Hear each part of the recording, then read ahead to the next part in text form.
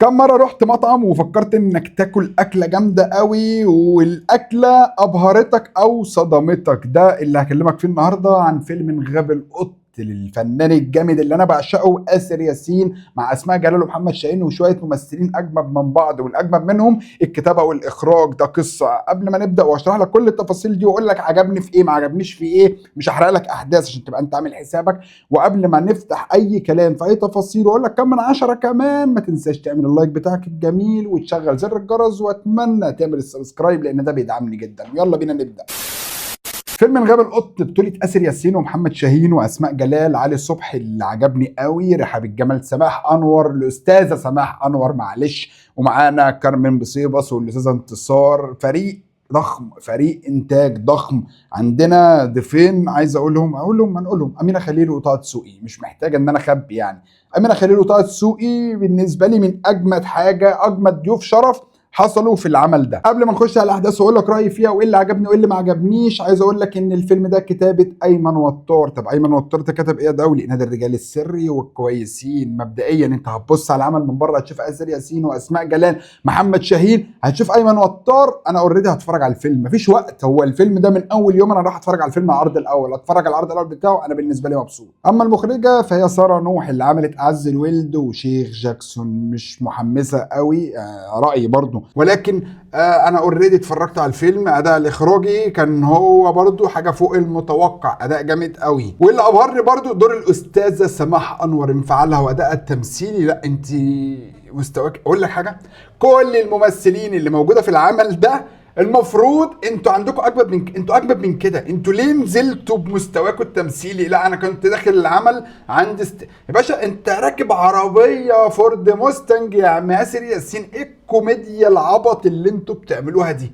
انا ضيعت وقتي في ايه ده؟ لا لا لا لا لا، ما اتفرجش يعني الفيلم ده يا جدعان. اللي يخش السينما عمره ما هيفكر انه يخش عليه تاني. اللي هيخش السينما هيخرج مفقوع حرفيا. ايه الالفاظ او ايه الكوميديا اللي بلس 21 دي مش لطيفه. اجمد واحد فيكم معلش في الكروب بتاع التمثيل كله كان محمد شاهين. ضيف الشرف بتاع دسوقي، برغم انه طلع ضيف شرف وشوت بسيط، ولكن لا، ابدع اكتر منهم كلهم.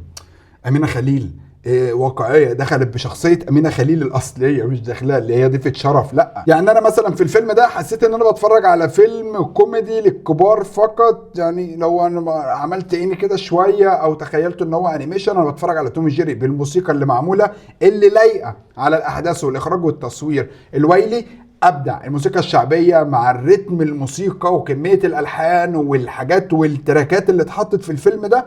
لا هي ودته في حته تانية، او ودته في الحته اللي هو مطلوب منها. ايمن وطار ما مش، انا واثق ان مش ده اللي انت كنت كاتبه، مش دي الافيهات اللي انت كنت عاملها. اسماء جلال ده يعني دورها في الفيلم اللي هو انت بتنزلي بالكوميديا، بتنزلي بالهزار. لا انا مش عايز ده. انت يا اسماء جلال عملتي اعمال، انت قويه.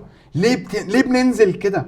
جميله وكل حاجه، بس الجمال ما يغنيش عن الموهبه اللي انا عايز اتفرج عليها، عن فكره فيلم او احداث معينه انا عايز الاقيها، مش ما لقيتهاش. استخفاف. معجبه بشخصيه آسر ياسين اللي عامل فيها شخصيه تانية وهو شخصيه اولانيه، وطالعين اتنين اخوات وهو مفيش اتنين اخوات. مش عايز احرق لك احداث الفيلم، مش عايز اتكلم عن تفاصيل جوه الفيلم عشان ما اخلكش تمل. واقول لك حاجه، مش عايز ابقى ترازيت لوحدي. اتفرجوا على الفيلم، روحوا اتفرجوا على الفيلم والبسوا في حيطه. انا ما بحبش البس لوحدي. مش لاقي كلام اقوله اكتر من كده بصراحه، لان انا لو اتكلمت او فتحت الفيلم اصلا ساعه وربع مساء الفل، وفي فيلم بيخلص ساعه وربع، ربع ساعه فيه ملهاش اي ريحه العازه، او بالظبط 25 دقيقه. الباقي الاحداث كلها كوميديه صغيره، اطفال، عيال، مزيكا. مش لا، ما حبيتش الاحداث، ما حبيتش الفيلم، ما حبيتش حتى واقعيته بالمشاهد اللي اتصورت في المعز وحمام التلات. ما حبيتش الكلام ده كله. زود يا عم ليفل الافشخانات شويه. حته المترو ديت مش لايقه برضو، مش لايقه مع الكوميديا الهزليه اللي انا شفتها. انا منبسط على فكره، انا بقول رايي. الفيلم ممكن ناس تانية يقول لك لا الفيلم جامد قوي، الفيلم عجبني، ولكن انا بقول لك رايي النهائي. انا ما حبيتش الفيلم، عمري ما هتفرج عليه تاني. ولو جات لي فرصه او اشتغل قدامي انا اوريدي هقلب القناه، مش هستنى. الفيلم بالنسبه لي ياخد 4 من 10، ما تقوليش ليه.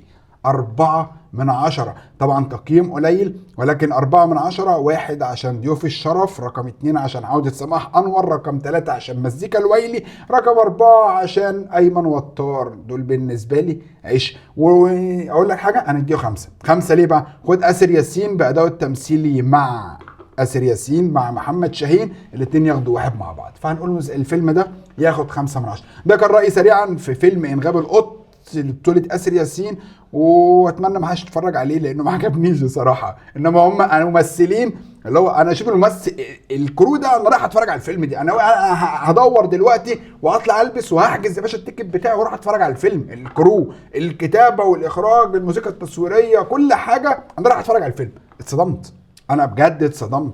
بالله عليكم ما تعملوا اللي انتوا عملتوه تاني. انا اسلام الدولي، وما تنساش تعمل لايك والاشتراك في القناه بسرعه، واستناني في مراجعه جديده. احنا يعتبر بشكل يومي بننزل فيديوهات. انا اسلام الدولي تاني، سلام.